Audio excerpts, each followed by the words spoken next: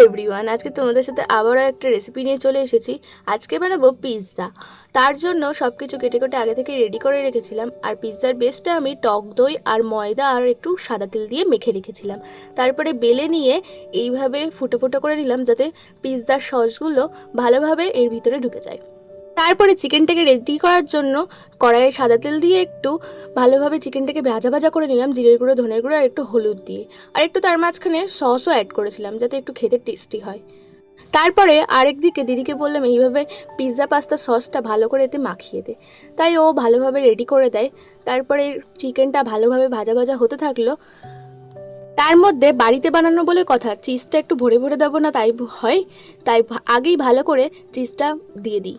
তারপরে ভেজে রাখা চিকেন আর ক্যাপসিকাম, পেঁয়াজ আরও ভালোভাবে দিয়ে দিই। তারপর আবারও একবার চিজটা ভালো করে গ্রেট করে উপর দিয়ে দিই আর একটু গোলমরিচের গুঁড়ো ছড়িয়ে দিই, যাতে একটু খেতে বেশি টেস্টি হয়।